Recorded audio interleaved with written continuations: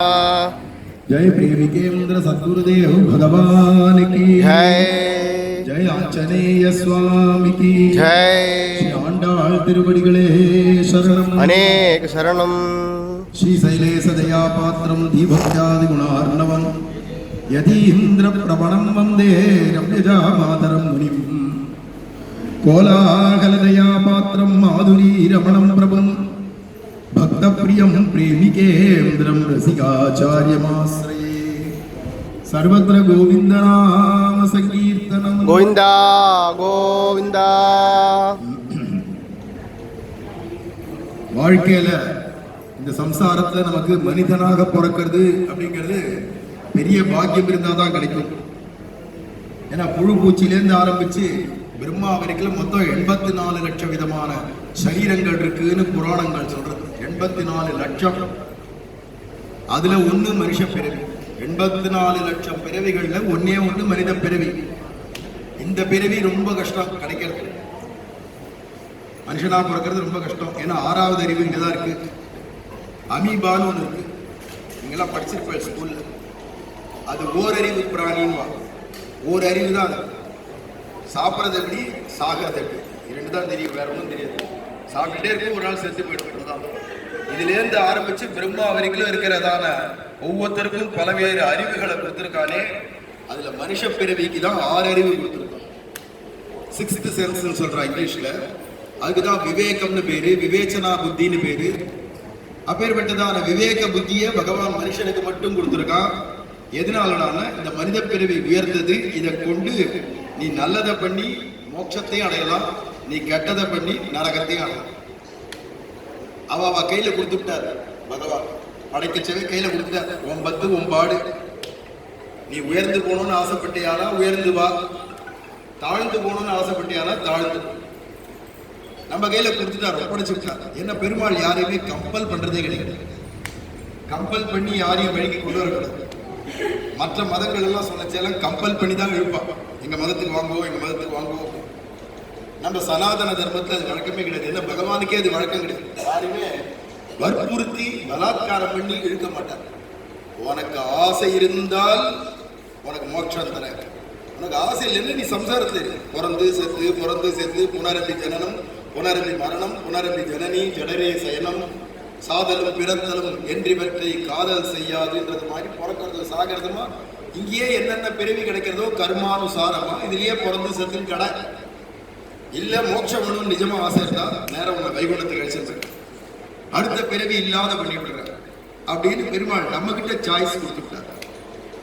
இதுதான் பகவானுடைய விசால மனசு. யாரையும் வற்புறுத்துறது இல்லை, வற்புறுத்தி எதுவுமே பண்ணக்கூடாது.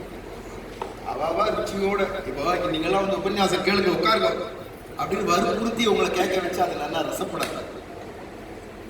நீங்களும் இன்ட்ரெஸ்டா ஆசையோட வந்து உட்காந்து என்னமோ சொல்றாளே என்னதான் சொல்றாங்க. ஏதோ கல்யாணத்துக்கு வந்தோம், வம்பு பேசினோம். ஏண்டி அது தெரியுமோ, ஏண்டா உனக்கு இது தெரியுமோ, இப்படியே பேசிட்டு கடைசியில் நீங்க அது சரியில்லை இது சரியில்லைன்னு ஏதோ சாப்பிட்டுட்டு குறை சொல்லிட்டு போயிட்டு இப்படி வர கல்யாணம் தான் நிறைய உண்டு. ஒரு ஆச்சாரியர் வந்து உட்காந்து 4 வார்த்தை நல்லதை சொல்லி கேட்கிற காலம் இல்லை இப்போ.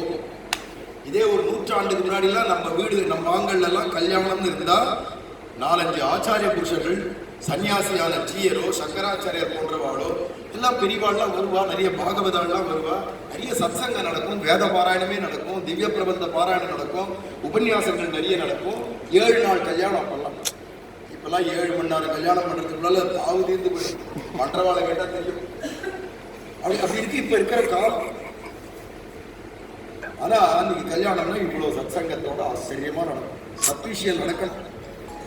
ஏன்னா கல்யாணம்ன்றது என்னடா காமத்துக்காக கல்யாணம் இல்ல. ஒரு கிறிஸ்துவனை போய் கேட்டா, முஸ்லீமை போய் கேட்டானா, இல்ல எந்த உலகத்துல இருக்கிற மக்களை கேட்டா கல்யாணம்ன்றது காம சுகத்துக்காக தான். பணம் சம்பாதிக்கணும், காமத்தை அனுபவிக்கணும், இது 2 தான். நம்ம பெரியவாள்லாம் அப்படி சொல்லி தரல. நீ மோட்சம் அடையணும், அதுக்கு அடிப்படையான தர்மம் பண்ணணும், அதுக்கு தான்டா கல்யாணம்.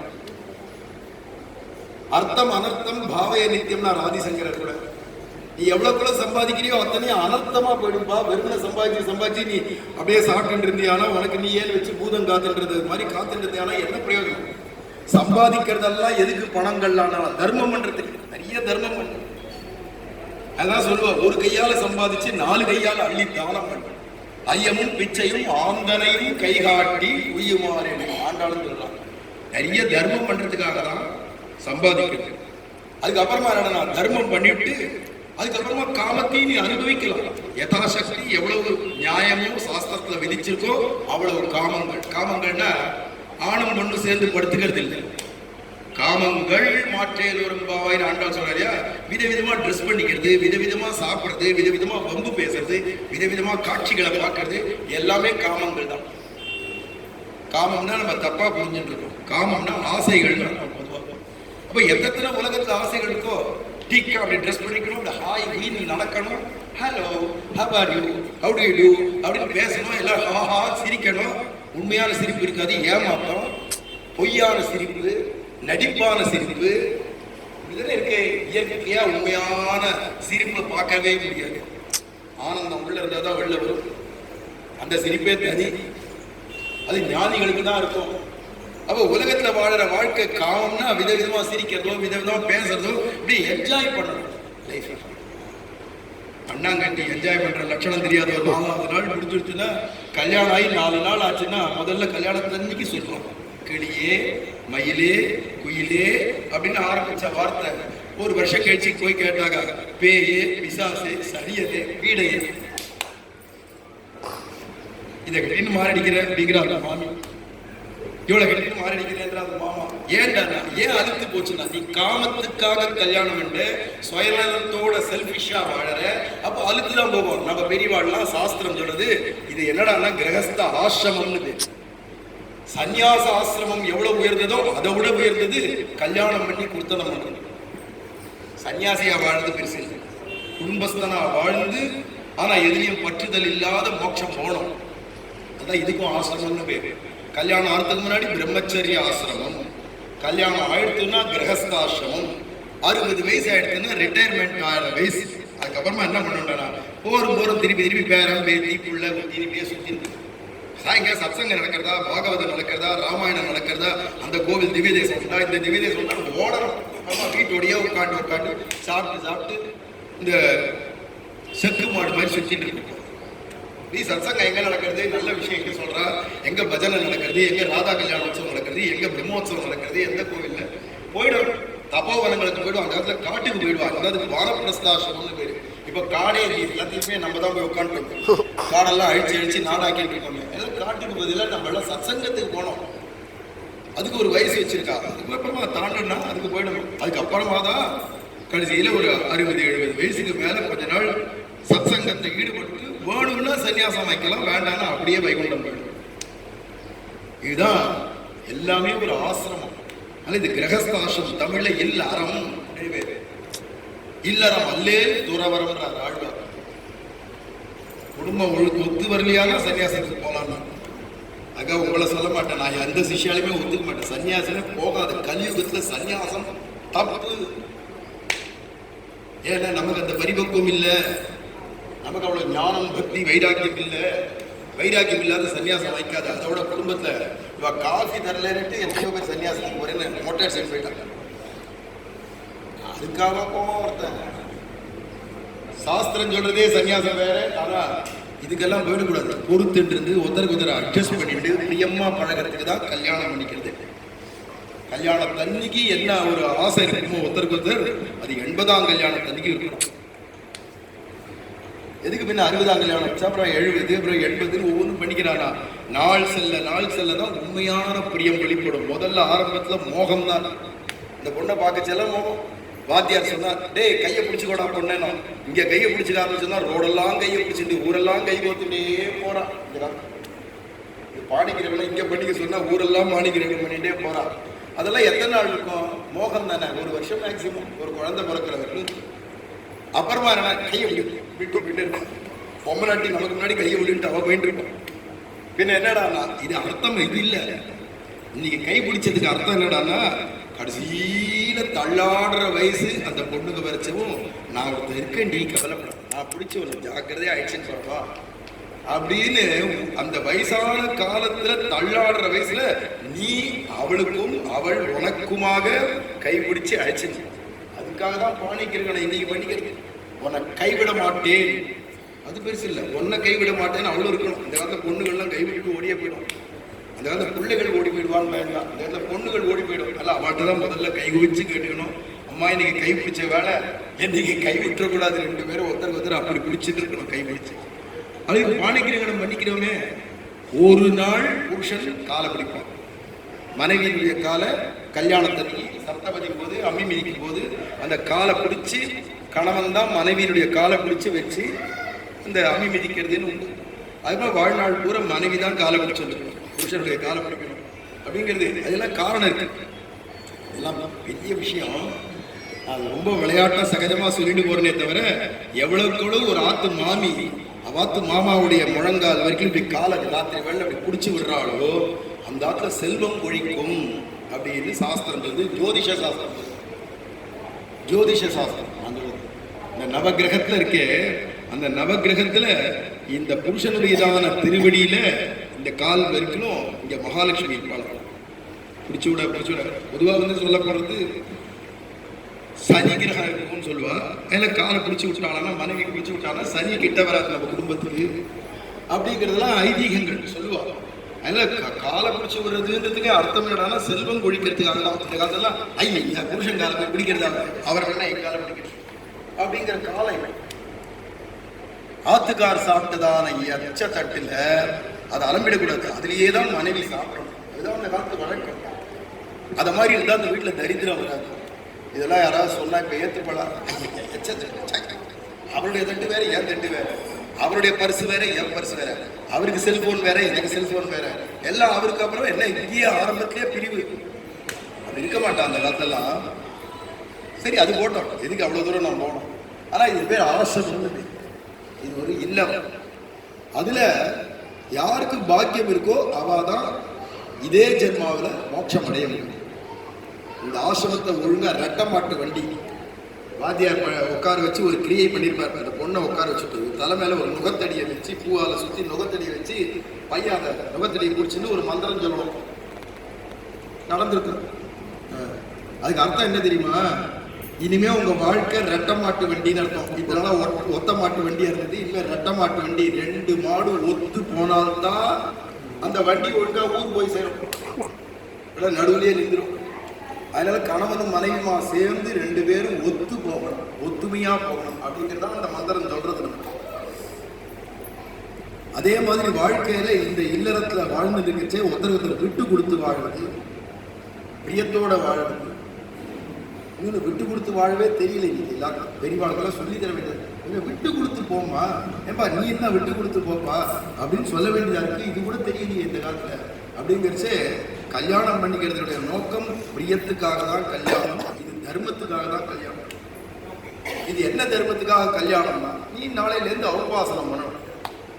இதாவது சில பேர் இருக்கா, நல்லா படிச்சுட்டு பெரிய வேலைக்கு போயிட்டு கடைசியில் தான் கல்யாணம் ஆகணும்னே நித்தியம் வேலைக்கும் போயிட்டு இருக்கா, லட்சம் ரூபாய் சம்பாதிக்கிறார். வீட்டில் பார்த்தீங்கன்னா ஒழுங்கா உபாசனம் பண்ணி சந்தியாவதனம் 3 வேலை பண்ணி உபாசனம் பண்ணிட்டு அக்னி ஹோமத்திராதிகள்லாம் பண்றவா இருக்கா. இன்னைக்கு கூட ஒருத்தர் வீடியோவில் பார்த்தேன் இருக்கா, பார்த்து மாமி மடிசார் தான் இருக்கா. ஏண்டானா அதுதான் தர்மம், அதுதான் தர்மம். தர்மத்தை விட்டு போவே கூடாது. மகாபாரதத்தை கடைசியில பூர்த்தி பண்ணிச்ச வியாசர் சொல்றார், ந ஜாது காமானு. இந்த ஸ்லோகம் கடைசி ஸ்லோகமே என்ன சொல்லி தரலாம், எந்த காரணத்தை கொண்டும் ஏ சனாதன தர்மிகளே உங்க தர்மத்தை நீங்க விடாதீங்க. உயிர் போகும், ஆனால் உயிர் போனா போட்டும் தர்மத்தை விட மாட்டேன் அப்படின்னு இருக்கணும்.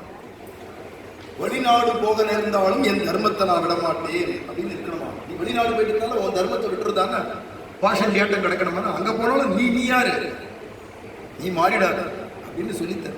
இந்த காலத்துல நான் பார்த்து ட்ரெஸ்ஸே காணும், நம்மளுடைய ட்ரெஸ்ஸு காணுமே. ஒருத்தர் கூட புடவை உடுத்திக்கிறவாளையே பார்க்க முடியல. இதோ நீ கல்யாணத்தை வந்து பார்த்துருந்தாலும் 4 பேர் புடவே கட்டிருக்கிறான். எல்லாம் முஸ்லீம் ட்ரெஸ்ஸும் கிறிஸ்துவ ட்ரெஸ்ஸுமா தான் அலையலாம்.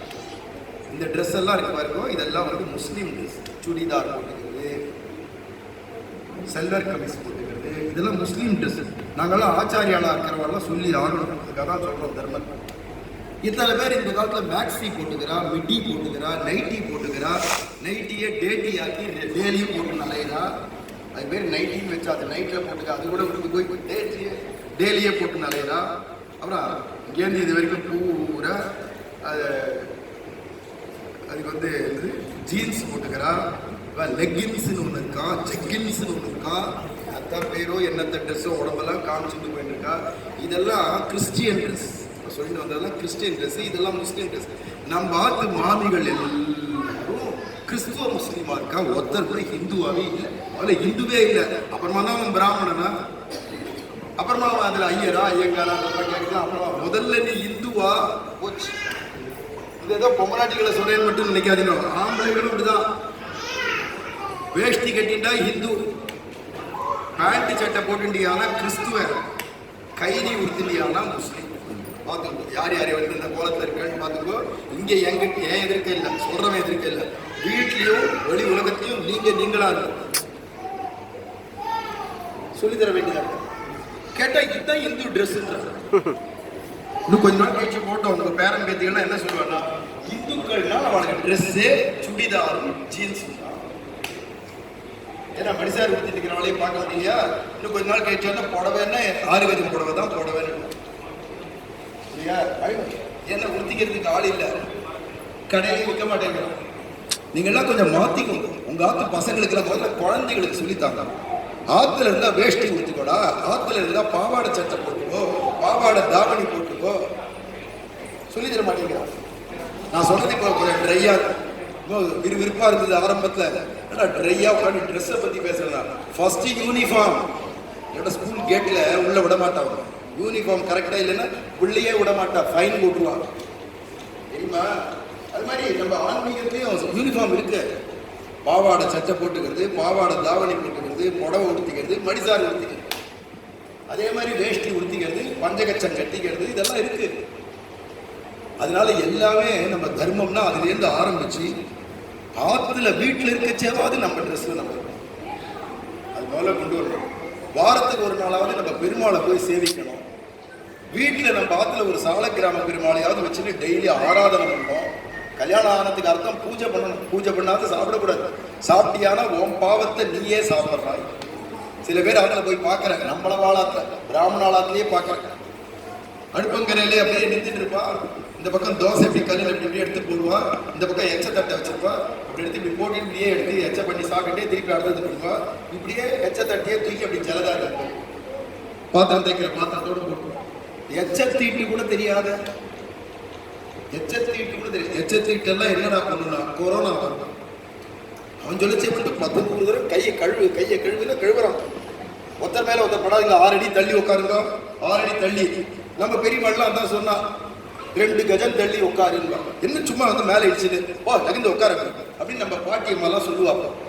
அப்பெல்லாம் அருமை தெரியாது. ஆமா தீண்டாமையா அப்படின்னு கேட்டுங்க. இன்னைக்கு உங்க அப்பாவே என்ன பண்ண? உங்க அப்பாவே டாக்டர் தானே, என்ன பண்ணாரு அப்பா? தள்ளி 6 அடி தள்ளுங்கோ, தள்ளி இருந்துங்கோ. ஃபாரின்ல அமெரிக்கா புஷ் உள்பட எவனுமே இவனெல்லாம் கை கொடுத்துட்டு இருந்தான். இப்பெல்லாம் வேணாம், let us say the Indian namaste அப்படின்னு எல்லாம் கை வைக்கணும்னு வந்துட்டான். ஏன்டா நான் தொட்டா கொட்டின்றோம். திருப்பி நம்ம ஆச்சாரத்துக்கு தான் வரா வேர்ல்டே. வரட்டும். கோவில்ல போனா இன்னைக்கும் பிரசாதம் கொண்டு வர முறை, இந்த துணியை இப்படி மூக்கிலையும் வாயிலையும் கட்டிட்டு தான் பிரசாதத்தை தள்ள வச்சுட்டு கொண்டு போய் கொடுக்கணும் பெருமாளுக்கு. இன்னைக்கு எல்லாரும் மாஸ்க்குன்னு ஒன்று, அது கூட பேர் பாருங்களா, மாஸ்க்குன்னு மசூதின்னு பேர். அதை போட்டு மூடிட்டு தான் போற மாதிரி அமைஞ்சு கொடுத்துருக்காங்க. அதை போட்டுக்கிறா. இப்போ எல்லாரும் போட்டுக்கணும்னு அடுத்து இல்லையா? நம்ம பெரியவாள்லாம் யாருமே முட்டாள் இல்லை, மூடர்கள் இல்லை, தெரியாத அறிவிலிகள் இல்லை. நல்ல ரிஷிகள் சொன்ன பாதை தான் கடைசியில் உலகமே வரணும்.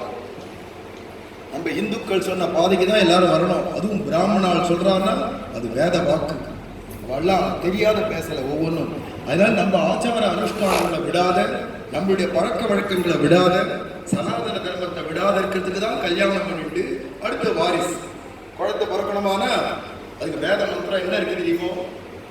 விஷ்ணு யோனிம் கல்பயது. மகாவிஷ்ணு தான் அந்த கர்ப்பத்துல கர்ப்பப்பையில அந்த நல்ல புத்திர சந்தாரிதா சத்புத்திரனை உண்டாக்கணும் அப்படின்னு பிரார்த்தனை பண்ணிட்டு தான் சாந்தி முகூர்த்தத்துக்கே அனுப்பணும். சாந்தி முகூர்த்தத்துக்கு முன்னாடி கர்ப்பாதான மந்திரங்களை சொல்லி தான் கொண்டு போய் விடுவா. இப்பெல்லாம் அதுக்கெல்லாம் வாத்தியாருக்கும் அவகாசம் இல்லை, நமக்கும் அதெல்லாம் தெரியவே தெரியாது. மந்திரம் சொல்லிட்டு தான் சாந்தி முகூர்த்தம்னு படுக்கறைக்கே போகணும். அதுக்கு முன்னாடி சொல்ற மந்திரமே இதுதான். ஸ்ரீமன் நாராயணன் உத்தம புத்திரனை கொடுக்கட்டும், வாயுனன் மக்களை பெற்று மகிழ்வர்கள். எதுக்கு புள்ள? வாயடி வழியா தர்மம் நடக்கணும். நம்ம சனாதன தர்மம் வாயடி வழியா நடக்கணுன்றதுக்காக தான் குழந்தையை பெற்றுக்கணும். இல்லாட்டா எத்தனையோ பிள்ளைகள் உலகத்தை பிறகு எல்லாம் எப்படி இருக்கிறாங்க, தாறுமாறுமா வளருது. அதுவும் நம்ம பார்த்து பொண்ணுகள் எல்லாம் நம்ம வளர்க்குற பாருங்க, ரொம்ப தப்பு பண்றோம். பொண்ணை பெற்றவெல்லாம் ரொம்ப ரொம்ப ரொம்ப ரொம்ப ரொம்ப ரொம்ப ரொம்ப ரொம்ப தப்பு பண்றாங்க. பொண்ணை கண்டிச்சு வளர்க்கறது கிடையாது. கண்டிச்சா ஓடி போயிடுவோம், பயமா. நம்ம சொல்றதை கேட்க மாட்டோம், ஃப்ரெண்ட்ஸ் சொல்றதான் கேட்பேன். அப்படிலாம் இருக்கக்கூடாது. குழந்தைகளை பார்த்து வளர்க்கணும். நம்ம தர்மத்தின்படி வளர்த்து, தர்மத்தின்படி ஒரு பையன்ட்ட, நம்ம ஆத்து பையன் ஒரு நல்ல பையனா பார்த்து கொடுக்கணும். இதெல்லாம் போயிட்டு இருக்கும். பிள்ளைகளை வளர்க்குற லட்சணத்தை பார்த்தா எங்களுக்கெல்லாம் அடிவெயில் தண்ணீர் குடியா வளர்க்கணும். தர்மத்தை சொல்லி வளர்க்கணும். நம்ம பார்த்து வழக்கம் தான், இப்படிதான் இருக்கணும் அப்படின்னு சொல்லி வளர்க்க தெரியணும். அதை மாதிரியான வளர்த்து அவளாக்கி கொண்டு வரணும். நல்ல பையனா பார்த்து, நம்ம தர்மத்தின்படி இருக்கிற பையனா பார்த்து அவள்கிட்ட கொடுக்கணும். இதுக்கெல்லாம் பெரியவாள்லாம் ரொம்ப ஆசைப்பட்டிருக்கா. அதுக்குதான் குழந்தை பத்துக்கணும். குழந்தை பிறந்தா ஒரு ஆண்டாள் மாதிரி ஒரு பெண் குழந்தை பிறக்கணும், ஆழ்வார் மாதிரி ஒரு பிள்ளை குழந்தை பிறக்கணும் அப்படின்னு ஆசைப்படணும். இல்லை ஒரு ராமானுஜர் மாதிரி இருக்கணும், ஒரு சங்கராச்சாரியர் மாதிரி இருக்கணும்னு அவ பரம்பரை ஆச்சாரியர்களை போல இருக்கணும்னு ஆசைப்படணுமே தவிர, குழந்தைன்னு ஒரு பேத்திட்டு மொச்சுன்னு முத்தா கொடுத்துட்டு பாடி கடைசியில் அந்த பிள்ளையே எட்டி உதைக்க, நாளைக்கு என் புள்ள அடிக்கிறான், என் புள்ள உதைக்கிறான், இன்னும் என்னென்னமோ சொல்றான். அவ வாங்கல்ல நடக்கிறதா எனக்கு தெரியாது. அவ்வளவு தூரத்துக்கு எங்க திருமாளிகள் இல்லை நடக்கிறது, உலகம் கூட எதுவும் நடக்கிறது. அப்ப என்னடா அப்படியெல்லாம் வளர்க்கறதுக்காக இல்லை, குழந்தைகளை அழகா வளர்க்க தெரியணும். வளர்த்து பக்தியோட வளர்க்க தெரியணும். முதல்ல நம்ம ஆச்சாரங்கள்லாம் வரவே வராது. இப்ப நான் இத்தனை நாள் சொல்லிட்டு வந்திருக்கேன், ஒன்றும் வராது. இந்த காலத்துல ஃப்ரெண்ட்ஸ் சொல்றதான் நிற்கும். வரவழிக்கணுமான ஒரு வழி இருக்கு, நன்ன கேட்டுக்கோங்க. இதை மட்டுமாவது கேட்டுக்கணும். ஆச்சாரத்தோட குழந்தைகள் வளர்க்கணும்னா ஒன்னே ஒன்று நீங்க பண்ணா போதும். அது வாயில எப்படியாவது கிருஷ்ணா ராமா கோவிந்தா, ராமா கிருஷ்ணா கோவிந்தான்னு அந்த குழந்தைய டெய்லி சொல்ல வேண்டும். பகவானுடைய நாமத்தை சொல்ல வேண்டும். நாமம் சொல்ல சொல்ல நம்ம ஆச்சார அனுஷ்டானங்கள்ல ஸ்ரத்த வரும், அதுவே வரும். நல்ல குழந்தைகளுக்கெல்லாம் நாமத்தை சொல்லி வேண்டும். வெறும் வைதிகம் மட்டும் இருந்தும் போறாது, வெறும் லௌகிகம் இருந்தும் போறாது. நாமம் தான் எல்லாத்துக்கும் கதி. இங்க நம்ம கிருஷ்ணன் கோவில்ல என்னைக்கோ முன்னாடி ஆரம்ப காலத்துல வரைச்சவே சொன்னேன். அதுக்கப்புறமா இங்க திருவாராதனை பூஜை பண்ற சடகோபனம் இங்க இருக்கிறவளோ எல்லாருமா சேர்ந்து வாரம் இங்க பெருமாள்கிட்ட ஹரே ராமா பஜனை பண்றதுன்னு 1 மணி நேரம் பண்றது அப்படின்னு ஆரம்பிச்சு பல வாரங்கள், எத்தனையோ 100 போயிடுது. அவ்வளவு வாரங்களா நடந்தது இல்லை, நடந்துருக்கு, ஸ்டில் நடக்கிறது. அப்ப அந்த நாம சங்கீர்த்தனம் அப்படின்னு வந்தால்தான் அந்த நாமத்தை சொல்ல சொல்லதான் தர்மத்துல ருச்சி மேல மேல வரும். அதனால இப்ப நான் ஒருத்தர வீடியோல பார்த்தேன். இப்படி சொன்னேன் இல்லையா, அக்னிஹோத்திரம் பண்றா நித்தியம், அவத்து மாமி மடிசார் ஊத்திக்கிறா. ஆனா அந்த பையனுடைய அப்பா அம்மா நித்தியம் மடிசார் அம்மா, அல்லது அவ அப்பா பஞ்சகச்சம் தான் கட்டிக்கிறாரா, அவர் குடுமி கிடுமி வச்சுருக்காரா, அவர் ஒழுங்கா உட்காந்து அக்னிஹோத்திரம் பண்றாரா அப்படின்னா தெரியல. ஆனா அந்த பையனுக்கு மட்டும் இந்த காலத்து மாடர்ன் பையனுக்கு எப்படி வந்தது அப்படின்னு அப்படி பார்த்த உடனே எனக்கு தோணித்து, டே பயலே நீ எவ்வளவு நாமம் சொல்லியிருக்கீங்க, அந்த நாமம் சத்தர்மத்துல சிரத்தையை உண்மையா இல்லையா? நாமம் சொன்னவாளுக்கு வருதா இல்லையா? வயசாயிடுச்சுன்னா அதான் வயசாயிடுது, நேரத்துக்கு குடும்பி வச்சுக்கணும், நேரத்துக்கு கச்சம் கட்டிக்கணும், ஏன் வாழ்ந்துட்டு போனா சரின்னு பெரிய வாழ்க்கை இருக்கும். ஆனா சின்ன பசங்களுக்கெல்லாம் அப்படி இல்லை. நாமம் சொல்ல சொல்ல நம்ம வைதிக ஆச்சாரத்தெல்லாம் முடிவாதம் வரும், இருக்க வேண்டிய முறையில இருப்பா. அப்படிங்கிறதால குழந்தைகளுக்கு முதல்ல சொல்லி வைக்கிறாங்க. அவ வீட்டுல முதல்ல குழந்தைகளை வளர்க்க செய்வே நாமத்தை சொல்லி வளர்க்கணும். வாயில மம்மம் ஊட்ட செய்வே கோவிந்த கோவிந்த கோவிந்தா அப்படின்னு சொல்லி ஊட்டணும். நீங்க அப்ப சாப்பிடுச்செல்லாம் கோவிந்தா சொல்லாத குழந்தைகளுக்கு மட்டும் கோவிந்தா சொல்ல, நீ ஒன்றும் சொல்ல மாட்டேங்கிற, என்னை மட்டும் கோவிந்தா சொல்ல சொல்றேன்னு கேட்கும். தெளிவா திருந்தினாதான் சின்ன வாழ்க்கை இருந்துவாங்க. நீங்கள்லாம் கோவிந்தா சொல்லுங்கோ. உங்க அத்து மாமாக்கெல்லாம் தட்டுல சாதம் போடுச்சு, மாமா பார்த்துட்டே இருக்கும், நீ பரிமாறிச்சு மாமா பாருங்க, அவர் கோவிந்தா சொல்லலையா, தட்டோட அந்த சாதத்தை தூக்கி போய் வாசல்ல நாய்க்கு போட்டு. நான் சொல்லல, ஆழ்வார் சொல்றேன், நான் சொல்லல, எங்கிட்ட கோச்சுக்க. கோவிந்தா சொல்லாத தட்டுல சாப்பாடு இருந்தா கொண்டு போய் நாய்க்கிடுமி நீரே, சோற்றை விலக்கி நாய்க்கிடுமி நீரே. அப்போ எங்க ஆத்துக்காரர் தான் அவர் கோவிந்தா சொல்லாத சாப்பிட்றாருன்னு எடுத்துட்டு போய் போட்டேன் நாய்க்கு. அப்போ எங்க ஆத்துக்காருக்கு என்ன கொடுக்கணும்னா வாசல் நான் அந்த புல் இருந்தா கொண்டு வந்து வாயில புல்லை திணினே சொல்றாரு. புல் எடுத்து வாயில திணி கோவிந்தா சொல்லாத எவனாவது சாப்பிட்டான்னா அவன் வாயில புல்ல அட சோறு போடாது அப்படிங்கிறார் ஆழ்வார். ஏன்டானா ஒவ்வொரு கவலை சாப்பிடச்சவும் கோவிந்தா சொல்லிதான் சாப்பிடும். கடைசி பட்சம் இங்க இருக்கிறவாளாவது இதை கேட்டுட்டு நாளைல இருந்து அனுஷ்டிக்கப்பார். நாளைக்கு எதுக்கு இன்னைக்கே சாப்பிட வேண்டிய கோவிந்தா சொல்லிட்டு சாப்பிடும். ஏன்னா சுபஸ்ய சீக்கிரம், நல்ல விஷயத்த சீக்கிரமா செய்ய ஆரம்பிக்கணும். காலம் தாமசப்படுத்தப்படும். இல்லை உனக்கு தான் கல்யாணம் இருக்கு, இன்னைக்கு அழகா ஊட்டிட்டு சாப்பிடலாமாக்குனா கோவிந்தா சொல்லி ஊட்டு. அவளும் கோவிந்தா சொல்லி ஊட்டுட்டோம். 2 பேரும் சாப்பிடுச்சே கோவிந்தா சொல்லி. நீங்க இப்படி ஆரம்பிச்சால்டா தான் வழிகாட்டியா இருக்கணும். ஒவ்வொருத்தரும் குழந்தைகளுக்கு வழிகாட்டி சாப்பிடுச்சா என்ன சொல்லணும்? பையன் கரெக்டா இந்த பையன் என்ன சொல்ல, இந்த பையன் எவ்வளவு கிராஸ் பண்ணிக்கிறான் பார்த்தா அதுதான் குழந்தைகளுக்கு தான் சொல்லணும். இந்த பெரியவாள்லாம் ஒன்றும் சொல்லாது. நீ தலையே ஆடிட்டு அடியே வீட்டு போயிடுவாங்க. எவ்வளவு அழகா சொல்றான் பார்த்தா. சாப்பிடுச்சா என்ன சொல்லணும்? எல்லாரும் கத்தி தான் சொல்லுங்களேன். சில பேர் சொல்ல மாட்டேன். யாவது சொல்லாத வேற எங்க சொல்ல போறோம். சாப்பிடச்சே சொல்ல வேண்டியது கோவிந்தா. கோவிந்தா சொல்லாத யாரும் சாப்பிட்டாதீங்கோ. மாமிகள்லாம் ஞாபகம் வச்சுக்கோ. நீங்களும் சொல்லணும். உங்க மாமா சொல்லலைன்னா போடவே கூடாது. ஸ்டோரே கிடையாதுன்னு சொல்லணும். பனிஷ் பண்ணுறோம். சரி, அடுத்தது சொல்லித்தரேன். ஏன்னா ரொம்ப சிம்பிள் தான் இது. இந்த கடைசியில ஒரு இந்துவா இருக்கிறவன் செய்ய வேண்டிய 5 விஷயத்துல ஒண்ணு சொல்லிட்டேன். சாப்பாடு சாப்பிடுச்சு பிரசாதம் பேர். கோவிந்தா சொல்லிட்டு சாப்பிட்டா பிரசாதம், இல்லைன்னா சோறு. பிரசாதமா சாப்பிடுங்க. கோவிந்தா சொல்லி சாப்பிடுங்க. உள்ள இருக்கிற பெருமாளுக்கு நீங்க நைவேத்தியம் பண்றீங்க. அம்சே பண்றதா நினைச்சு கோவிந்தா கோவிந்தா. சரி, குளிக்கச்சே என்ன பண்றீங்க?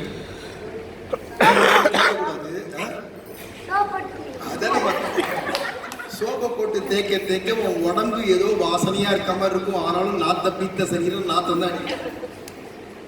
சோப்பு போட்டு குளிச்சா போறது கண்ணா, இது சரீரத்துக்கு தானே, உள்ள இருக்கிற ஆத்மாவுக்காக. என்ன சொல்லிட்டு குளிக்கணும் தெரியுமா? நீ உங்க ஆத்துல பக்கெட்ல இருந்து மக்குல இருந்து இப்படி எடுத்து தண்ணீரை கொட்டினாலும், இல்ல ஷவர்ல குளிச்சாலும், குளத்துல ஆத்துல போய் அமர்ந்து குளிச்சாலும் குளிக்கச்சே சொல்ல வேண்டியது ஹரிஷரணம். ஹரிஷரணம். கத்தி சொல்லுங்க. எல்லாருமே இப்ப ஸ்டூடெண்ட்ஸ் தான். ஆச்சாரியர் இருக்க எல்லாரும் கத்தி சொல்லுங்க. ஹரிஷரணம், ஹரிஷரணம், ஹரிஷரணம், ஹரிஷரணம். சொல்லாத ஒருத்தரும் குளிக்க கூடாது தெரியுமா? குளிச்சு பிரயோஜனம் இல்லையா? அதை குளிக்கச்சே சொல்ல வேண்டியது ஹரிஷரணம். சாப்பிடச்சே சொல்ல வேண்டியது. சரி, ஆத்துல இருந்து ஒருத்தருக்கு வெளியில கிளம்பிச்சு வீட்டுல இருக்கிறவங்களுக்கு என்ன பண்ணுவோம்? போயிட்டு வரேன்னு எப்படி சொல்லுவீங்க? சொல்லல பாய் டாடா சீக்கியோ இதெல்லாம் போயிட்டு இவனா குழந்தை பாருங்க. போயிட்டு வரேன் நானாவது டாட்டா பை பை சீலியோ என்னடா போயிட்டு வரேன்டா. ரொம்ப அழகடா குழந்தை. இதுதான் தமிழ்காரன். எல்லாம் ஃபாரின் பசங்களா போயிட்டா, எல்லாம் கிறிஸ்துவர்களா போயிட்டா டாட்டா பை பை. எங்கத்துக்கு டாட்டா சொல்றேன்? உன் உயிருக்கு டாட்டா சொல்லிட்டு கிளம்புறேன்னு அர்த்தம். என்ன தெரிஞ்சுக்கோங்க, உங்க உயிருக்கு டாட்டா சொல்லிட்டு போறேன். ஏன்னா வெளியில போனா ஆபத்திற்கு விபத்திற்கு எப்ப என்ன நேருன்னு சொல்ல முடியாத காலம். அப்ப போர்ச்சே என்ன தெரியுமா சொல்லிட்டு கிளம்பணும்? இந்த டாட்டா பைபை எல்லாம் விட்டுட்டு கேசவா என்ன சொல்லணும்? அப்படி சொன்னா உள்ள இருக்கிறவங்களும் கேசவான்னு சொல்லி அனுப்பணும். ஏன்னா கேசவ கிளேசநாசனஹா. கேசவனை பாடவும் நீ கேட்டே கிடத்தியோ, கெடுமிடராய வெல்லாம் கேசவா என்ன நாளும். வெளியில போர்ச்சே எந்த ஆபத்தோ விபத்தோ உங்களுக்கு வராது, கேசவான்னு சொல்லிட்டு கிளம்பினா. அதனால வெளியில போச்சே என்ன சொல்லணும்?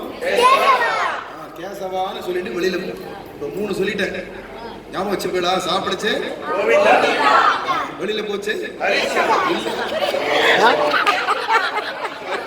ஃபாரின்ல இருக்கிற கையில வெளியில போச்சே கேசவா.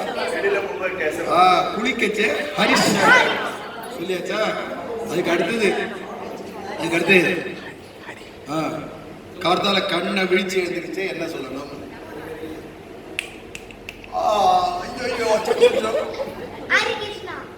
இப்படிலாம் சொல்லிட்டே ஒருத்தங்க எழுந்துன்னா வச்சுக்கோ, ஜென்மா பூரா ஐயோ அம்மம்மான்னு கத்துறவன் ஆயிடுவான். எழுந்துக்கிச்சவே என்ன தெரியுமா சொல்லணும்? ஹரி என்ற பெயரறவும் கேட்டிலையோன்ற இல்லையா ஆண்டாள்? ஹரி ஹரி சொல்லுங்க. நீங்க சொல்ல மாட்டீங்க. எல்லாருக்கும் தான் பாடம். ஏன் தெரியுமா? ஆண்டாள் சொல்லித்தர கார்த்தால எழுந்துக்கிச்சே ஹரி என்ற பெயரறவும் கத்தி சொல்லணும். நீங்க எழுந்துட்டேன்னு ஊருக்கே தெரியணும். அனைத்து இல்லத்தாரும் அறிந்தேலோரும் பாவான்னு எல்லாருக்கும் தெரியணும் நீங்க எழுந்தாச்சுன்னு. அதில் 8 மணிக்கு எழுந்தா பிரயோஜனம் இல்லை. எல்லாருக்கும் தெரிஞ்சு போயிடும் 8 மணிக்கு எழுந்துக்கிறாய்வான்னு. அதனால நாட்காலே காலங்காலத்தால எழுந்துக்கணும். பிராமே முகூர்த்தே சோத்தாய சிந்தையே ஆத்மனோகிதம் ஹரிர் ஹரிர் ஹரி ரீதி சாஸ்திரம் சொல்றது. காத்தால எழுந்துக்கிச்சே ஹரி ஹரி ஹரின்னு சொல்லணும். குளிக்கச்சே ஹரி சரணம்னு சொல்லணும். சாப்பிடச்சே கோவிந்தா சொல்லணும். வெளியில போச்சே சொல்லணும். படுத்துக்க போச்சே என்ன சொல்லிட்டு படுத்துடும். கெட்ட சொப்பனங்கள்லாம் வராத இருக்கணும். சில பேர் தூக்கச்சவே அப்படியே உயிர் போயிடும். என்ன நிலைமையோட உயிர் போயிருமோ, என்ன கதியில உயிர் போகுமோ தெரியாது இல்லையா? அது தூங்கச்சே யார் பார்த்துக்க? நம்மளை கவனிப்பாங்க. நம்ம நல்லா கொட்டை விட்டுன்னு தூங்கிட்டு இருப்போம். நம்மளை பார்த்துக்கிறதுக்கு யார் இருக்கா? அப்ப சொல்ல வேண்டிய நாமம் மாதவா அப்படிங்கிறது. கத்தி சொல்லுங்க. மாதவா மாதவா மாதவா மாதவாங்கிறதா ஸ்ரீனிவாசன் பெருமாள் பேர். ஸ்ரீனிவாசன் அப்படின்றதா மாதவன். மகாலட்சுமிய மார்பில தரிச்சிட்டு இருக்கார் அப்படின்னு அர்த்தம். அந்த மாதவன்ற பேரை சொல்லிட்டு தான் ராத்திரி தூங்கணும். இந்த 5 வேளையில 5 நாமத்தை நீங்க சொன்னா கடைசி பட்சம் நீங்க ஹிந்துவா இருப்பேன். இதையும் விட்டுட்டேன்னா மொத்தம் பாஷண்டி தான். ஏன்னா கிறிஸ்துவன் கரெக்டா போறான் பைபிளை தூக்கிண்டு. ஆமா அல்லேலூயா கத்துறான். முஸ்லீம்லாம் கரெக்டா 5 வேளை தொடர்றதுக்கு போய் மேற்க பார்த்து தொடரான். நம்மளாம் எந்த திக்குக்கும் தொடர்றதே கிடையாது. ஒரு குழந்தை பார்த்து டேய் சேவிடா நமஸ்காரம் பண்ணினா என்னடா சேவிடா. இப்ப இவனை ட்ரில் எடுத்த பத்தில சேவிக்கு சொல்லி தர வேண்டியது. எந்த வீட்டுல அப்பா அம்மாவை நிக்க வச்சு பசங்க சேவிக்கணும் நித்தியம். கார்த்தால எழுந்து குளிச்சு விட்டு குழந்தைகள்லாம் நெத்தியில அவாவா திலக்கங்களை ஒழுங்காக்கிட்டு அம்மா அப்பாவை நிக்க வச்சு சேவிக்கணும். வருமா அது திடீர்னு பசங்களுக்கு? முதல்ல அம்மா அப்பாவை சேவிக்கணும். ஆத்துக்காரரை ஆத்துக்காரி சேவிக்கணும். அந்த பழக்கமே விட்டு போச்சு. நம்ம ஆத்துல மாமியார் மாமனார் இருந்தா சேவிக்கணும். மாமியார் மாமனார் போயிட்டாளாங்க போட்டோவை வச்சுட்டாவது காலத்துல பையனும் மாட்டு கொண்டுமா போய் விழுந்து சேவிக்கணும். இந்த நமஸ்காரம் பண்றதுன்னு இருக்கே, இது நம்மள நல்ல புத்தியை கொடுக்கும். பகவான் கீதையில சொல்றோம் மாம் நமஸ்குருன்றோம். என்ன சேவிடா அப்படிங்கிறான். அதனால நம்ம எல்லாரும் என்னடா சேவிக்க கத்துக்கணும். முதல்ல விழுந்து நமஸ்காரம் பண்றது என்னன்னே தெரியல. சேவிக்கிறதுனா என்னன்னு தெரியல. சென்று நாம் சேவித்தால் ஆண்டாள் சொல்றா சேவிக்கணும். அப்படி சேவிச்சு எழுந்துக்கிற பழக்கம் கார்த்தால வேட்டை நித்தியம் இருக்கணும். ஒவ்வொரு பசங்களும் அவ அப்பா அம்மாவை தாத்தா பாட்டிய சேவிக்க கத்துக் கொடுக்கணும். நம்ம முதல்ல நம்ம ஆத்துக்காரரை சேவிக்கணும். ஆத்துக்காரியமா சேர்ந்து அப்பா அம்மாவை சேவிக்கணும்.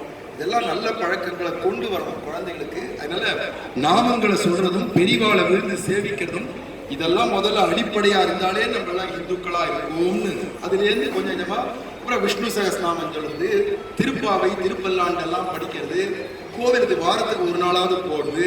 இதுல எல்லாம் நமக்கு ஒரு பிடிவாதம் பாஷண்டியா போயிடுது. கிறிஸ்துவ முஸ்லீம்லாம் ஒழுங்கா இருக்கான். அவன் ட்ரெஸ்ல தான் இருப்பான்.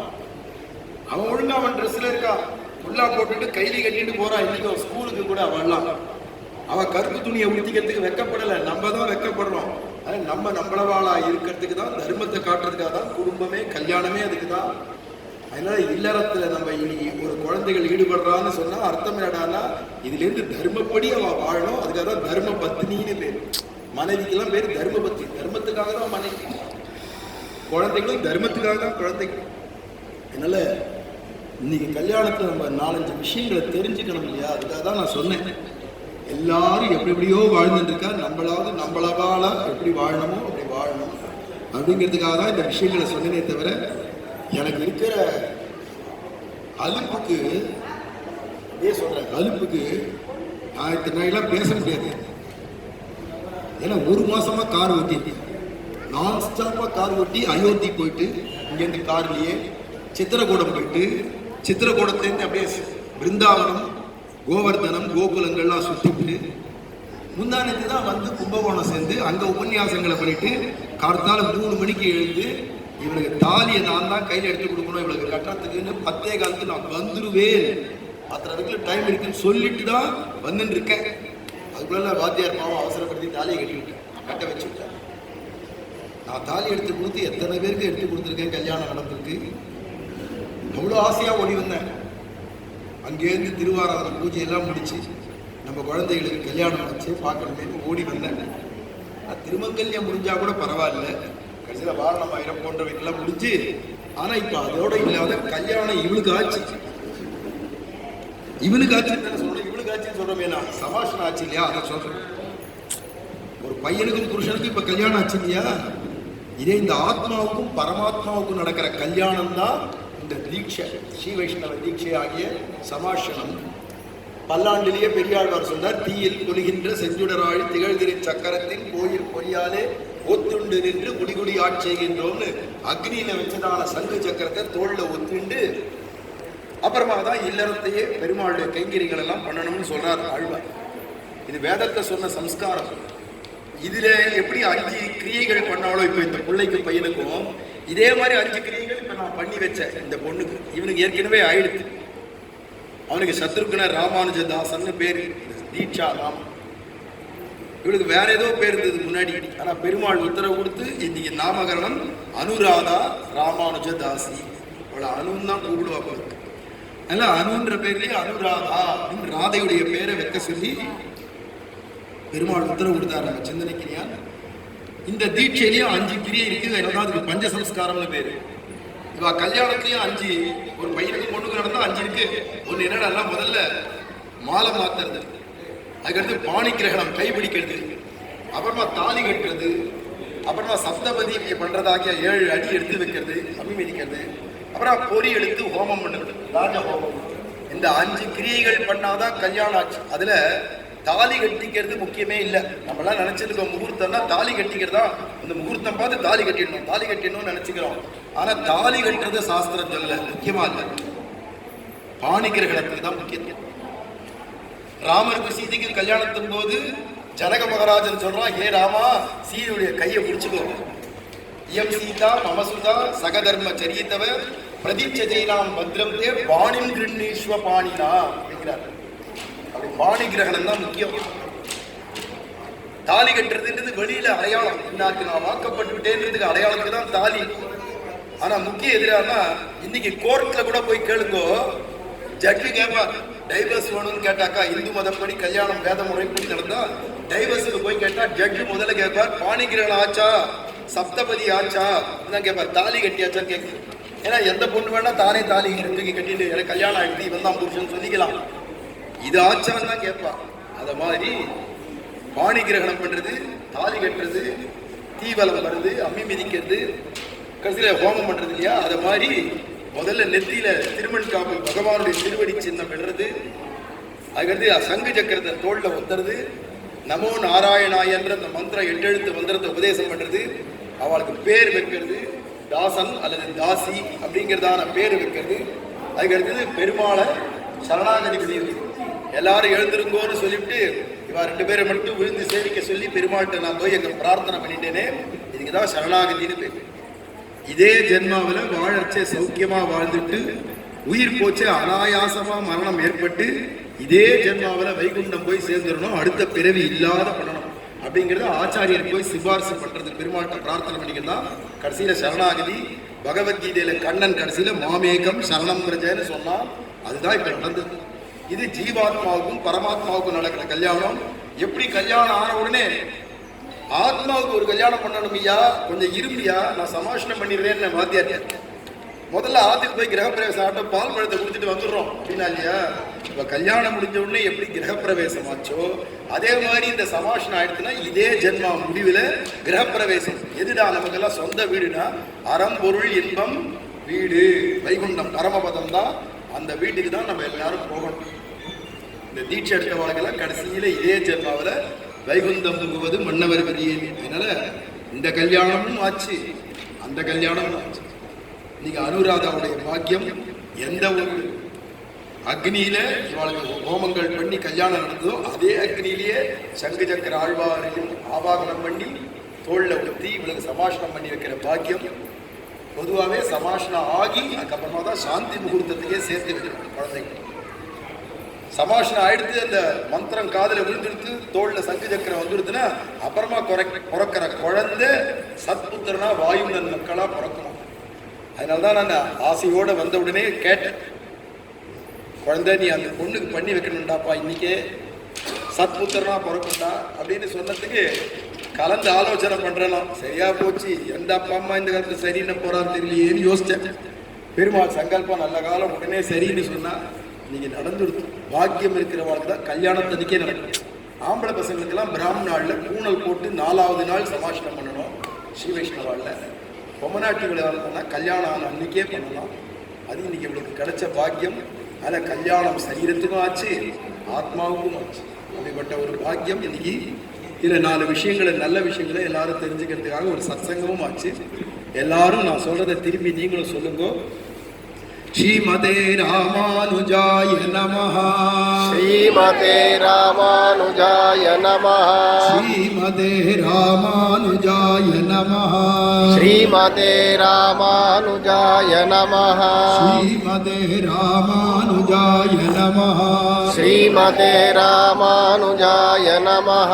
ஸ்ரீமதே ராமானுஜாய நமஹ. ஸ்ரீமதே ராமானுஜாய நமஹ. ஸ்ரீமதே ராமானுஜாய நமஹ. ஸ்ரீமதே ராமானுஜாய நமஹ. சொன்ன இந்த மந்திரத்தை யார் வேணா, எப்ப வேணா, எங்க வேணா, எப்படி வேணா சொல்லலாம். சொல்லிட்டே இருக்கலாம். எந்த தீட்டு தரவு கூட பார்க்க வேண்டாம். இதுலயே ஹரே ராமா ஹரே கிருஷ்ணா மந்திரமும் இருக்கு, இதுலயே நாராயண மந்திரம் இருக்கு, இதுலயே ராமநாமம் கிருஷ்ணநாமம் எல்லாம் அடக்கம். ராம அனுஜா அப்படின்னா ராமனுக்கு தம்பின்னு அர்த்தம். ராமருக்கு தம்பின்றதுனால லக்ஷ்மணன், பரதன், சத்ருகுணன், குகன், சுக்ரீவன், விபீஷணன் 6 பேருமே ராமருக்கு தம்பிகள். அவ்வளவு பேரும் இதுக்குள்ள அடக்கம். பலராமராகிய ராமருக்கு தம்பின்னா கிருஷ்ணன் பேரு, கிருஷ்ணன் பேரும் அடக்கம். பரசுராமர் பேரும் அடக்கம். ராமானுஜர் பேரும் அடக்கம். நம்ம ஆச்சாரியர் பேரும் அடக்கம். இந்த ஒரு ராமானுஜா சொல்லியாச்சுன்னா 12 நாமங்களை சொல்றதுக்கு அர்த்தம், அடையாளம். ஒரு கல்ல 12 மாங்காய் அடிக்கிற மாதிரி. அது இந்த நாமத்தை எல்லாரும் எப்பயுமே சொல்லிட்டு சௌக்கியமா மங்களமா இருக்கணும் அப்படின்னும். இன்னைக்கு கல்யாணம் ஆன சத்ருகுணனுக்கும் அனுராதாவுக்கும் எல்லாவித மங்களங்களையும் நம்ம சிந்தனைக்கிரியான் பத்மாவதி தாயார், நம்ம சுந்தரவல்லி சமேத சுந்தரராஜ பெருமாள் ஆகிய அழகர் மேலும் மேலும் கொடுத்து எல்லா குடும்பங்களுக்கும் எல்லாவித மங்களங்களும் உண்டாகணும்னு ஆழ்வாரம் பெருமானார் ஜிஆர்எஸ் ஆச்சாரியத்தையும் பெருமாள் அழகர்கிட்டையும் பிரார்த்தனை பண்ணிட்டு பூர்த்தி பண்ணிக்கிறேன். सर्वत्र गोविंद नाम संकीर्तनम गोविंदा गोविंदा। केंद्र सद्गुरुदेव भगवान की जय। ஆழ்வார் பெருமானார் ஜியர் திருவடிகளே சரணம்.